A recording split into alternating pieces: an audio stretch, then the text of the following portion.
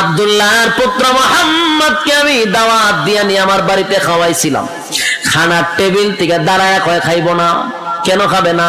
কয় সে বলতেছে আমি মূর্তি পূজারী, সে পয়গম্বর, মূর্তি পূজারীর ঘরে খানা খাবে না। দোস্ত তোরা ক এই মজলিস থেকে যদি আব্দুল্লাহর পুত্র মুহাম্মদ উঠে যায় রে, সমাজের মধ্যে আমি মুখ দেখাইতে পারবো না, সবাই আমার মুখে তুতু দিবে। তাই বাঁচার জন্য আব্দুল্লাহর পুত্র মুহাম্মদের কালেমা পড়ে ঈমান আনছিলাম। এটা আমার পলিটিক্সের কালেমা ছিল। নাউজুবিল্লাহ। কি পরিমাণ সিটার চিন্তা করেন পল্টি লইছে। এ যুবক ভাই, উখবার বন্ধুগুলো ছিল ডেঞ্জারাস, মারাত্মক, এর থেকে আরো বেশি শিয়ানা। বন্ধুগুলা ডাক দেয়া কয় দোস্ত রে, এত সহজে তোরে আমরা বিশ্বাস করতে পারি না, কারণ তুই বন্ধু মহলের সাথে বেঈমানি কইরা লাইছস, সুতরাং তোরে এত সহজে বিশ্বাস করা যায় না। আমরা জানি আব্দুল্লাহর পুত্র মুহাম্মদের কালেমা যে পড়ছে, কালেমা যে একবার পড়ছে জীবন চলে যেতে পারে, কিন্তু ঈমান ছাড়তে পারে না। এটাই এমন এক শক্তিশালী জিনিস, জীবন ছাইরা দেয় কিন্তু ঈমান ছাড়ে না। আবু জাহিল ডাক দেয়া কয় দোস্ত শুন, আমি সুমাইয়ারে মারছি রে। সুমাইয়া একটা মহিলা, এর ঈমান এত শক্ত ছিল, জীবন দিয়া দিছে, ঈমান দিছে না। তোরে তো এখনো ফিডাই দিছি না, মায়ের দিছি না, তুই কালেমা ছাড়লে কেমনে? কথা বুঝতেছেন আমার? আমি সুমাইয়ারে মারছি, জীবন দিছে, ঈমান দিছে না, তোরে তো এখনো মায়ের দিছি না। তোরে যখন সাইজ করুন তখন তুই কালেমা ছাড়তে, তুই তো সাইজই করছি না, তোর তো ফিডা খালি শুরু করো। বন্ধুরা এর হুমকি দিতে তোরে ফিডায়, তোরে সাইজ কইরাম। এবার উখবা কয় দোস্ত শুন, সত্যিকারের কালেমা আমার ভিতরে ঢুকাই নাই। সত্যিকারের কালেমা যারা একবার ভিতরে ঢুকাইছে, জীবন চলে যেতে পারে, কালেমা ছাড়তে পারে না। জোরে কম সুবহান। এই যুবক ভাই, বক্তব্য কার? বেঈমানের বক্তব্য, তারা নিজেরাই স্বীকার করতেছে। আব্দুল্লাহ পুত্র মুহাম্মদের কালেমা যে একবার পড়ছে গো, সে কোনোদিন আর কালেমা ছাড়তে পারে না। আমি ছাড়ছি কারণ আমি তো পলিটিক্সের কালেমা পড়ছিলাম। এবার এই যুবক ভাই, আবু জাহিল এর মধ্যে হলো উমাইয়া, আরো আছে কয়েকটাই, তো সফিউল্লাহ জাহান্নামের সিল মেরে রাখছে। সবটি শয়তান গুলি এর বুদ্ধি দিছে, দুস্থ দাঁড়া, তুই যে ফল্টি বাজ আমরা কেমনে বুঝবো? তুই আবার ফল্টি দিতে না এমন তো কোনো গ্যারান্টি নাই। তুই যে অরিজিনাল কালেমা পড়ছত না ডুপ্লিকেট কালেমা পড়ছত আমরা এখনো কনফার্ম না। এটা কনফার্ম হওয়ার জন্য একটা কাজ করতে হবে। কি কাজ? তুই যদি আমাদের কথা শুই না, আমাদের কথা মতো কাজ করস, তাহলে বুঝতে পারবো তুই আমাদের দলে আছো, মুহাম্মদের দলে না। এই ইয়ং জেনারেশন যুবক ভাই, দিলের কান লাগায় শুনেন।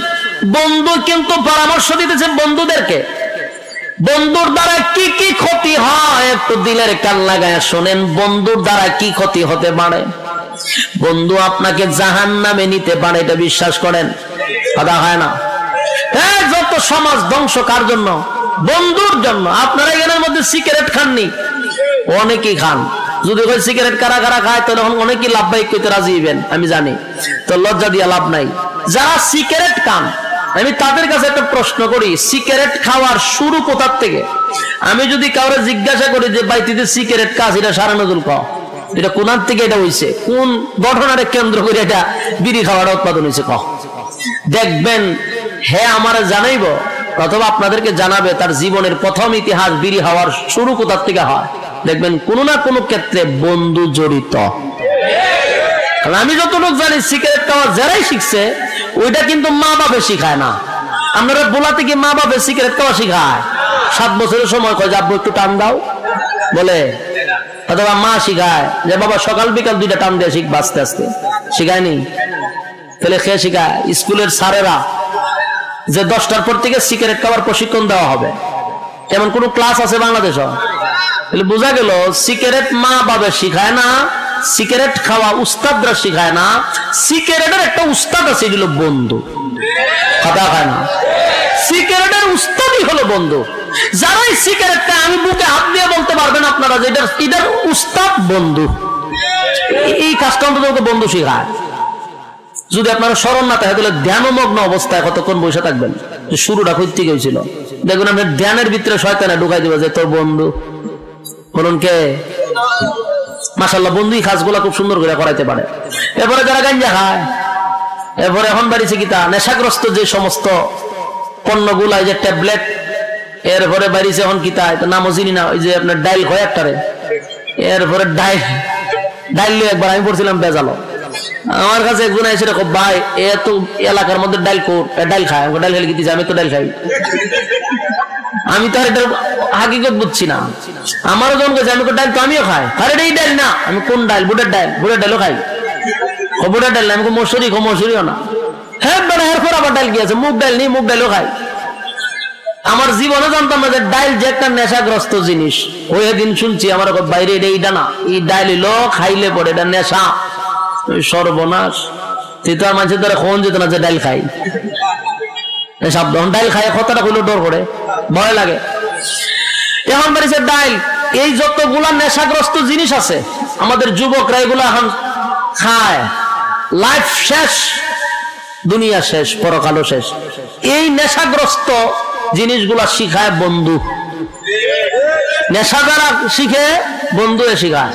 এই বন্ধু আপনার জীবন শেষ করে দিল, দুনিয়ার জিন্দেগি পরকালের জিন্দেগি উভয় জিন্দেগির বরবাদ। বলুন বন্ধু একটা গুরুত্বপূর্ণ জায়গা, সেই জায়গাতে যদি আপনি অযোগ্যকে আপনার বন্ধু বানান আপনার লাইফ ধ্বংস করে দিবে। চার তার সাথে বন্ধুত্ব করবেন না, সাবধান, খুব সাবধান, খুব সাবধান। বন্ধুত্ব সবার সাথে চলে না, সে আপনার ওজন বুঝবে না, আপনার মানুষের সামনে সে ফাতলা বানিয়ে দিবে, আপনার ইজ্জত সে নষ্ট করে ফেলবে। এই জন্য যোগ্যবান বন্ধু দরকার, যার কাছে আপনি সব শেয়ার করবেন, এটা ভালো একটা বন্ধু দরকার। আউল ফাউলদেরকে বন্ধু বানাইবেন, লাইফ শেষ। কথা বুঝতে চান? ওখবার বন্ধু ছিল মারাত্মক। বন্ধুরা কয় তুই যে অরিজিনাল না ডুপ্লিকেট কেন বুঝুম, যদি আমরার কথা মানস তাহলে বুঝুম তুই আমরার দলে আসস, আর না মানলে তুই মোহাম্মদের দলে। উকবা তো শয়তান আগে তি ছিল, সে খুব দুষ্ট ছিল। রাসূলের একবার নামাজরত অবস্থায় এই উকবাই কিন্তু রাসূলের এই শরীরের মধ্যে উটের নারী বুড়ি রাখছিল। উকবা আগের থেকে শয়তান, হে খুব মারাত্মক খারাপ ছিল। সে কয় দুষ্ট তোরা যা বলবি তা মানতে বাধ্য। দুস্তরা মিল্লা এর পরামর্শ দিল, যেই জবান দিয়ে কালেমা পড়ছস এই জবান থেকে মুহাম্মদের সুন্দর চেহারার মধ্যে তুতু মারতে হবে। নাউজুবিল্লাহ। আপনারা নাউজুবিল্লাহর আওয়াজটা আন্তরিকতা নাই, নবীর প্রতি মহব্বত কম। এখন চিন্তা করেন বন্ধু কত খারাপ হইলে এমন পরামর্শ দিতে পারে, কথা হয় না? আজকের সমাজের যুবক কেমন ধ্বংস হয়? নাচ গানের জন্য বন্ধু বন্ধুরা নিয়ে যায়, রাতের রানীদের সাথে যারা দেখা করতে যায় ক্লাবে নাচানাচি করে, বন্ধু বন্ধুরা নিয়ে যায়। ক্লাবে একা একা যায় না, বন্ধু বন্ধুরা নিয়ে যায়। যারা বোতল খায় সমানে, বন্ধুরা মিল্লা বোতল খায়, একা বোতল খায় না। কেসিনোতে টাকা লাগায়, একা লাগায় না, বন্ধুরা মিল্লা লাগায়। দর্শন, এরপরে ইফটিজিং, সাদাবাজি, টেন্ডারবাজি, সমাজের মধ্যে যত অপকর্ম আছে সব বন্ধুরার সাথে জড়িত। আপনার সন্তানকে আপনারও দায়িত্ব আছে আপনার সন্তানের প্রতি, কার সাথে মিশতেছে, কার সাথে যাইতেছে, এগুলোর দায়িত্ব মা বাবা। মা বাবা একটা সময় আমার কাছে বিচার দেয়, সন্তান কথা শুনে না। যে সময় কন্ট্রোলে ছিল, কন্ট্রোলে রাখলেন না কেন? এখন কন্ট্রোলের বাহিরে, এখন আপনাকে ফাত্তাই দেয় না, বাবা হিসেবে সম্মানও করে না। কেন? বেয়াদবদের সাথে চলাফেরা করে, নেশাগ্রস্ত বন্ধুদের সাথে চলাফেরা করে, তার লাইফ তো ধ্বংস। এই জন্য আপনার সন্তানের দায়িত্ব আপনার নিতে হবে। আমার সন্তান কয়টার সময় ঘরে আসলো, কয়টার সময় বাহির হইল, এগুলো দায়িত্ব আপনার।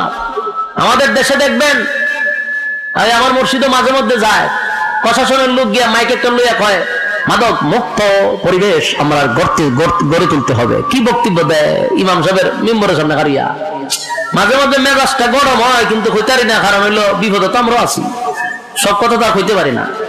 বেড়া কিয়ামত পর্যন্ত এরকম বক্তব্য দিতে পারবে, মাদক মুক্ত হবে না। সুর রে কয় চুরি কর, আর গিরস রে কয় সজাগ থাক। কথা বুঝতেছেন নি?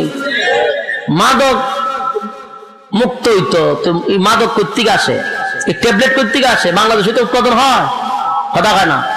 এটি যেখান থেকে আসে ওখান থেকে আসার সুযোগ দেয়, আর বাংলাদেশ আসার পর খাইস না, এটা বাউতাবাজি ছাড়ানোর দরকার। এদেশের মানুষের লাইফ নষ্ট করে দিচ্ছে, যুবক বলির পড়া লেখা যা আছে সব শেষ। এগুলো আসে সব দাদার দেশ থেকে, কথা বুঝতেছে? কেমনে? আমার বাড়ি একবারে বর্ডারের কাছে, আমার বাড়ি হলো হবিগঞ্জ, পাশে হইলো চা বাগান, আমার বাড়ির থেকে চা বাগান শুরু। চা বাগানের সাইডে দিয়ে আমার বাড়ির থেকে ওই দাদার দেশের আলু দেখা যায়, এরকম লাইট দেখা যায়, আমার বাড়িতে দেখা যায়। ওখানটা বড় বড় এই গ্যাংগল এইদিকে ঢুকে, মোটরসাইকেল দিয়ে দিয়া ঢুকে দুমছে, ইটা লইয়া ভিতরে ঢুকে, ঢুকবার সময় খুব সুযোগ দেয়, তাড়াতাড়ি বেরো তাড়াতাড়ি বেরো। ইটা বাংলাদেশে আবার পরে এরপরে খাইস না। বিলার সামনে যদি শুটকি দিয়া সামনে লটকায় রাখেন, বিড়ালের কিন্তু সবচেয়ে প্রিয় খাবার হলো শুটকি। শুটকিটা যদি আপনি নাকের ধারে দিয়া বলে বিলাই সাবধান, এটা তোর সামনে দিছি ঠিক, কিন্তু খাইবে না, এটার ভাই চাইবেও না, সে পালাই দে, চাইস না। বিলাই এটা কোন ধরনের বিচার আমি বুঝলাম না। তো বুঝোস না? বলে না, তোর সামনে আমার সামনে রাখলেন আমার ফেভারিট খাবার, আমার ঘরে দরকার না, ধরলে জিয়াল দিবেন, ফাঁসি দিবেন, ঘটনা কিতা? তখন বিড়ালে তো বাসা নাই, হের বাসায় কয় এরকম আইন দে জুতা দা দেই আমি। বিড়ালে কয় এরকম আইন যারা করছে এর কপালে জুতা দা মারি। আমার ফেভারিট খাবার আমার নাকের সামনে দিয়া খাইস না, খাইলে জরিমানা। এই খাবারটা তুই বাস্ক বন্দি করে তো, ঠিক না? বাস্ক বন্দি করে তো ইয়া হজ বলে বাস্ক করলে খাইস না, যুক্তি আছে। আমার সামনে ওপেন করে রাখবেন, এরপরে খাইস না, এটা তো খাইলামই, ঠিক না? এই সমস্ত নেশাগ্রস্ত জিনিস ওপেনে আনে, এরপরে খাইস না, খাইলে কিতা করবেন? খাইলে সাইড দেওয়ালের ভিতরে বন্দি করে তুমি এটা তুই ডুব বলে দিতে আসলে না। এই খাস এই সাইড দেওয়ালের ভিতরে যাওয়ার আগে তো এই জিনিসগুলো তো ভিতরে ঢোকার জন্য নিষেধ করা দরকার ছিল। যে গেট দিয়ে আসে ওই গেটের লোক রাখার দরকার ছিল, ঠিক না? সব উল্টা পাল্টা। যে না, আমরা উলামায়ে কেরাম আপনাদেরকে সবসময় ভালো পরামর্শ দিই, আপনার সন্তানদেরকে আপনার মোটের মধ্যে রাখবেন, বাজে বন্ধুদের সাথে যেন চলাফেরা না করে। কথা বুঝতেছেন? এবার শুনেন, উকবার বন্ধুগুলা তো এমনি হলো দুষ্ট, আবার কেমন একটা বুদ্ধি দিছে চিন্তা করছেন? কই যেই জবান দা কালেমা পড়ছস, ঠিক ওই জবান দিয়া আব্দুল্লাহর পুত্র মুহাম্মদের সোনার চেহারার মধ্যে যদি তুই মারতে পারস, নাউজুবিল্লাহ, তাহলে আমরা বুঝবো তুই আমাদের দলে আসস, আমরা খুশি হয়ে যাব। কেমন বন্ধু, এর পরামর্শ দিছে। হ্যাঁ, কিন্তু এরকম চিন্তা ভাবনা করছিল না, কিন্তু যে বন্ধুর সাথে চলে, হয়তো দোস্ত আমি রাজি, নাউজুবিল্লাহ, হ্যাঁ আমি রাজি। কেন রাজি? গদির জন্য, চেয়ারের জন্য, পলিটিক্সের কালেমা পড়ছে তো। এই গদির জন্য মানুষ সব করতে পারে, সব উকবায় যারা করছে সব করতে পারে মানুষ। উকবায় আমি রাজি। 4-5 জন মিল্লা এরা রাসূলের কাছে গেছে, আল্লাহ রাসূল খানায় কাবার থেকে দূর থেকে এরা দেখছে এরা আসতেছে। রাসূলের ভিতরে তো মায়া মহব্বতের অভাব নাই, রাসূল একেবারে দরদ মাকা দিল নিয়া রাসূল উঠে দাঁড়াই গেছে, দাঁড়ায় আস্তে আস্তে এদের দিকে আরো আগায় যাইতেছে।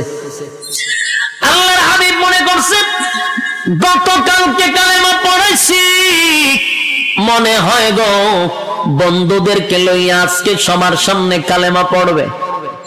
নবী ভাবছে একটা, তারা করতে আসছে আর একটা।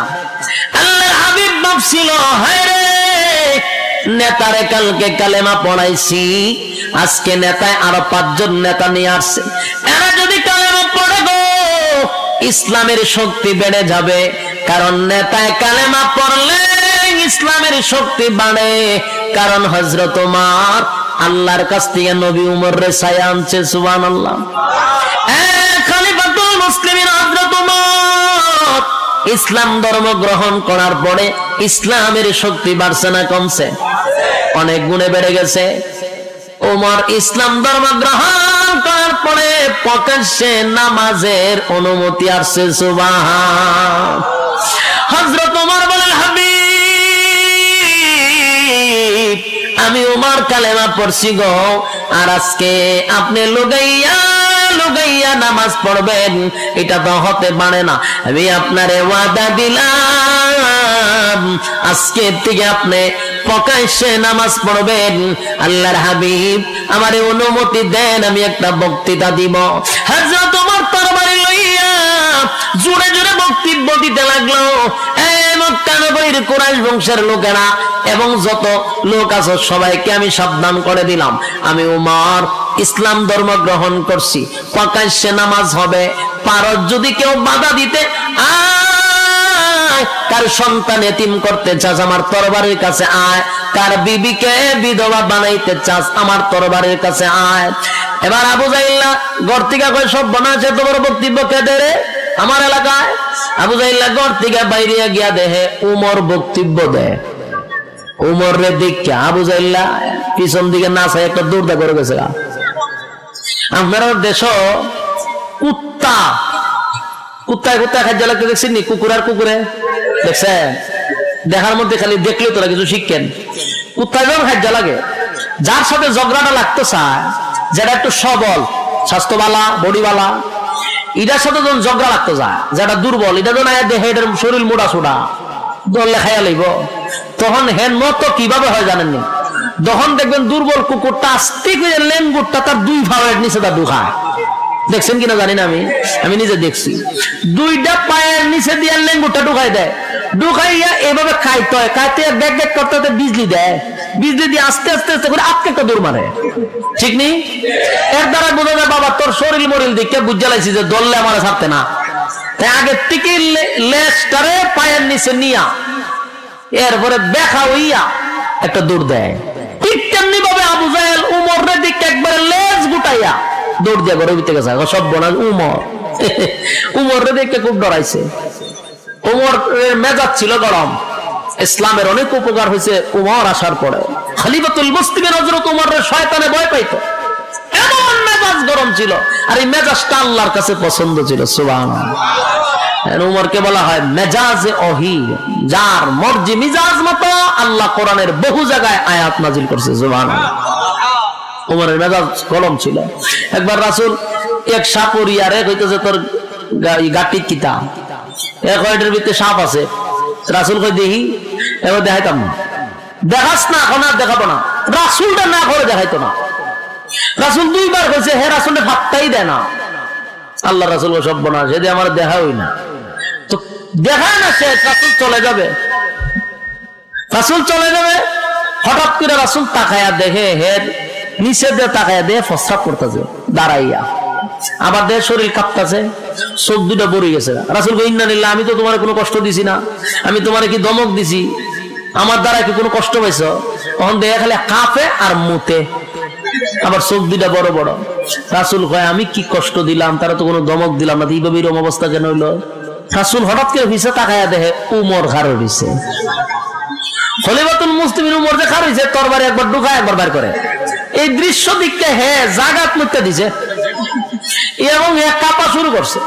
রাসূল কয় সর্বনাশ, এই কারণে তুই কই হেরি অবস্থা কেটে? উমর রে হয় তোমার চোখ লামাও, তোমার এই চোখ দিকে হেতে জাগাত মুতে দিছে। খলিফাতুল মুসলিমিন উমর রে দেখলে ডরাইতো, ভয় শয়তানে পর্যন্ত ভয় পাইতো। শয়তান উমর যে রাস্তা দিয়া যাইতো, শয়তান ভুলই রাস্তা দিয়ে যাইতো না। চিন্তা করেন উমরের কেমন গরম মেজাজ। উমর কালেমা পড়ছে, আল্লাহর কাছ থেকে উমরের ছায়া আনছে। নেতায় কালেমা পড়ার কারণে ইসলামের উপকার হয়েছে নি? ওই কারণে রাসূল ভাবলো উখবা তো একটা নেতা, সাথে কতগুলো আছে, আবু জাহেল একটা নেতা, আবু লাহাব নেতা, এরপরে আরো আছে উমাইয়া, এগুলো সব তো নেতা। তিনি যদি আমার ইসলামের পক্ষে চলে আসে তো আমার আর কোনো সমস্যা নাই। রাসূল দিল মাথা দরদ লইয়া রাসূল উঠে এদের দিকে আগানো শুরু করছে, যে এরা আমি একটু সম্মান দিয়ে আরো আনি। সুবহানাল্লাহ। আল্লাহর হাবিব দিল মাথা দরদ লইয়া সামনের দিকে আগাইতেছিল। আর ওই বেঈমানের বাচ্চাগুলি দুশমনি লইয়া নবীর দিকে আগাইতেছিল। নবী যায় রে মহব্বত লইয়া, তারা আসে দুশমনি লইয়া। নবী যায় মহব্বত লইয়া, তারা আসে দুশমনি লইয়া। আল্লাহর হাবিব মুস্কি মুস্কি হেসে সামনের দিকে যায়। হায় রে, গতকালকে কালেমা পড়াইছিলাম, আর আজকে মনে হয় গো বন্ধুদেরকে লইয়া আসছে প্রকাশ্যে কালেমা পড়বে। আল্লাহর হাবিব খুশি হইয়া নবী আমার দৌড়াইয়া সামনের দিকে যায়, কিন্তু উকবার সামনের দিকে আসতেছে দুশমনি লইয়া। ঠিক এরই মাঝখানে উকবা তুতু দেওয়ার আগেই নবীর চেহারা মুবারকের দিকে যখন তাকাইছে, উকবার ভিতরে একটা মসুর মারছে। এত সুন্দর চেহারার মধ্যে কেমনে গো আমি তুতু মারি?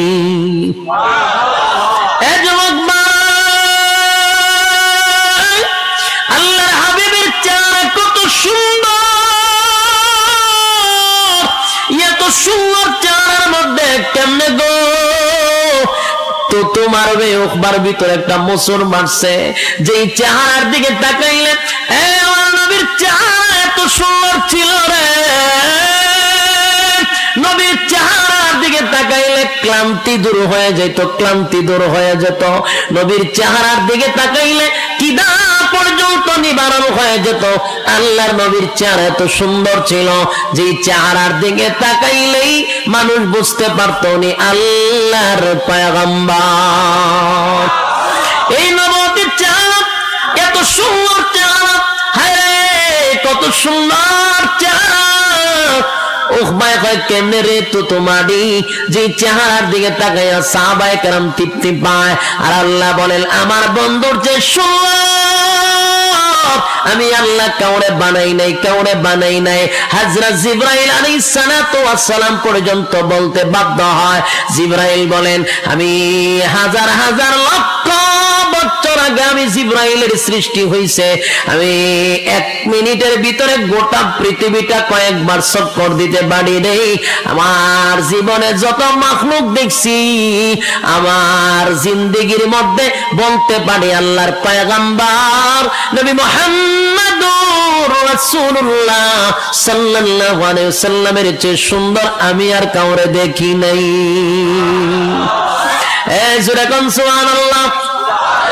হযরত জিবরাইল বলেন আমার জিন্দেগিতে এত সুন্দর কাউরে দেখি না। আল্লাহ ডাক দিয়া বলেন জিবরাইল রে, তুমি কি দেখছো আর কি দেখবা? তুমি বলছো দেখি নাই, আর আমি আল্লাহ বলি আমার বন্ধুর চেয়ে সুন্দর আমি কাউরে বানাই না। তুমি দেখছো না, দেখবা কোথা থেকে? আমি তো বানাই নাই, আমার বন্ধুর চেয়ে সুন্দর কাউরে বানাই নাই গো। আল্লাহ বলেন আমার বন্ধুরে আমি দেখার জন্য, বন্ধুরে সব সময় দেখি আমার মন বলে না, আমি আমার বন্ধুরে দ্বারে বসাইয়া দেখার জন্য বন্ধুরে আমি ইনভাইট করছিলাম। বন্ধু গো আপনার আমি দাওয়াত দিলাম, বন্ধুরে বন্ধু দাওয়াত দিয়া নিয়া দুনিয়াত না বন্ধুরে দাওয়াত দিয়া নিছে 7 আসমান টপকাইয়া, সিদরাতুল মুনতাহা টপকাইয়া, আরশ আজিমে বসাইয়া, বন্ধুর পাশে বন্ধুরে বসাইয়া বন্ধু বন্ধু গল্প করছে, আর মন বড়ে কুদরতি নজর দিয়া বন্ধুরে দেখছে। এ যুবক ভাই, যে চেহারার দিকে তাকাইয়া বেঈমানের বাচ্চাগুলি তারা নিজেরাই বলতো এটা কোনো মিথ্যাবাদীর চেহারা হতে পারে না, আমরা এটা বলতে পারি উনি আল্লাহর পয়গম্বর, সাধারণ কোনো মানব না, সাধারণ কোনো মানব না। আল্লাহর নবীর চেহারাই প্রমাণ করত উনি পয়গম্বরী চেহারা। এত সুন্দর কেমনে গো উকবায় তো তোমার কেমনে বানবে? চেহারা দেখে উকবার ভিতরে মোচড় মারছে। ঠিক এই মুহূর্তে আল্লাহর হাবিব সামনের দিকে আগায়া গেল, সামনের দিকে আগায়, সামনের দিকে আগাইয়া নবী মুস্কি মুস্কি হাসে। নবীর ভিতর তো ছিল আরেকটা, মনে হয় কালেমা পড়ার জন্য আসছে, তাদের ভিতরে ছিল দুশমনী। এ যুবক ভাই, দুশমনী লইয়া বেঈমানের বাচ্চাগুলি নবীর সামনে হাজির, আর আল্লাহর পয়গম্বর দিল মাকা দরদ লইয়া তাদের সামনে হাজির হইছে। নবী ডাক দিয়া বলেন, ওহবারে গতকালকে কালেমা পড়াইছিলাম, আজকে কি আবার বন্ধুদেরকে লয়ে এসে কালেমা পড়ার জন্য? নবী মুস্কি মুস্কি হাসতেছিল আনন্দে। ঠিক এই মুহূর্তে উকবা বলে, না, কালেমা পড়ার জন্য আসি নাই, কালেমা ফেরত দেওয়ার জন্য আসছি। জোরে কর নাউযুবিল্লাহ। আব্দুল্লাহর পুত্র মুহাম্মদ বিপদে পড়িয়া কালেমা পড়ছিলাম, তোমার কালেমা ফেরত দেই, এই কথাটা বলে আল্লাহর হাবিবের নুরানি চেহারার মধ্যে তুতো মাইরা দিছে। জোরে কর নাউযুবিল্লাহ। রে কত বড় কপাল পোড়া!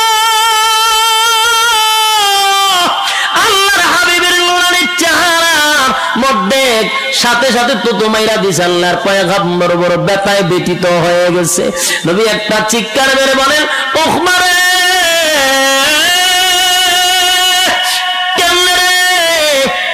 চেহারার মধ্যে তো তোমার লি, গতকালকে তোরে আমি কালেমা পড়াইয়া জান্নাতের টিকেটটা তোর হাতে ধরাইয়া দিলাম, আজকে এতগুলা মানুষের সামনে আমার চেহারার মধ্যে তো তোমাইরা জাহান্নামের টিকেট লইয়া গেলি। আল্লাহর পয়গম্বর এত কষ্ট পাইছে, নবী দিল মাথা দরদ লইয়া গেছিল কালেমা পড়ানোর জন্য, উল্টা নবীর এত অপমান করছে। আল্লাহর হাবিবের কলিজাটা ভেঙ্গে টুকরা টুকরা হয়ে গেছে, ভেঙ্গে টুকরা টুকরা হয়ে গেছে। নবী আমার কান্দে, নবী মাটি বসে কান্না শুরু করলো, আর ডাক দেখো উকবা রে, এতগুলো মানুষের সামনে আমার অপমান করলি, কেউ প্রতিবাদ করবে না, কেউ প্রতিবাদ করবে না। উকবা, তোর প্রতিবাদ করার মতো কেউ নাই, কারণ এই জমিনে আমার মাও নাই, আমার বাবাও নাই, চাচা তো তোর সামনেই দাঁড়ানো আছে, আমার আপন চাচার সামনে তুই তো তোমার সব প্রতিবাদ করার মতো কেউ নাই। আল্লাহ নবীর চোখ দিয়ে পানি পড়ার কান্না শুরু করলো। উকবা, সবার সামনে তো তোমার আমার পক্ষ থেকে প্রতিবাদ করার কেউ নেই, কারণ এই মক্কা নগরীতে মানা আমার বাবাও নাই, দাদাও নাই, আত্মীয় স্বজন যারা আছে সব আমার বিরোধিতা করে। আল্লাহর পয়গম্বর চোখের পানিগুলো ছেড়ে দিয়া কান্দে রে। আল্লাহ রাব্বুল আলামিন ডাক দিয়া বলেন, রে জিবরাইল, আমার বন্ধুর কান্না বরদাস্ত করতে পারি না, আমার বন্ধু ওখানে বৈশা বৈশা কান্দে, প্রতিবাদ করার কেউ নেই। না না, আমার বন্ধুর কান্না আমি আল্লাহ বরদাস্ত করতে পারি না। আল্লাহর পক্ষ থেকে তখন দুইটা আয়াত নাজিল হয়ে যায়, যেই দুইটা আয়াত আমি আপনাদের সামনে তেলাওয়াত করেছিলাম। শুরুতেই বলেছিলাম কেন নাজিল হইল, কোন কারণে নাজিল হইল, কোন ঘটনারে কেন্দ্র করে নাজিল হইল। আল্লাহ রাব্বুল আলামিন আমার তেলাওয়াতকৃত আয়াতটা এই ঘটনারে কেন্দ্র কইরা নবীরে সান্ত্বনা দেওয়ার জন্য রব্বে কারীম দুইটা আয়াত নাজিল করে। জিবরাইল আলাইহিস সালাতু ওয়াস সালামকে পাঠায় দেয়, জিবরাইল, আমার বন্ধুর প্রতিবাদ করার মতো কেউ নাই রে, আমি আল্লাহ ওয়াদা দিলাম আমার বন্ধুর পক্ষে প্রতিবাদ আমি স্বয়ং আল্লাহ করব, তাড়াতাড়ি যা আয়াত দুইটা লইয়া। নবীর সামনে জিবরাইল, নবী গো কাইন্দেন লাগো, নবী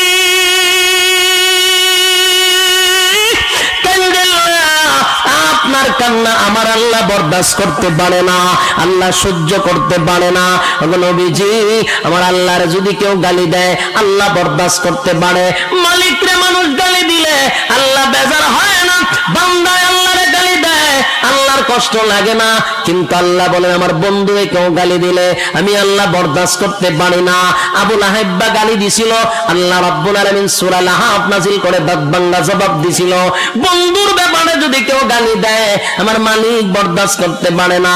তাই আল্লাহ আয়াত নাযিল করে জানায়া দেয়, ওয়া ইয়াউমা ইয়া'আদ্দুয যালিমু আলা ইয়াদাই ইয়াকুলু ইয়া লাইতানি ইত্তাখাযতু মা'আর রাসূলি সাবিলা। আল্লাহর পয়গম্বর উকবা আপনার ক্ষতি করে নাই গো নবী, উকবা আপনার ক্ষতি করে নাই। উকবা তার নিজের মাথায় নিজে কোরাল মারছে, নিজের ক্ষতি নিজে করছে, বন্ধুদের পাল্লায় পড়ে উকবা যেই ক্ষতিটা করছে আপনার ক্ষতি করে নাই। উকবারে আপনার সামনে দাঁড় করানো হবে।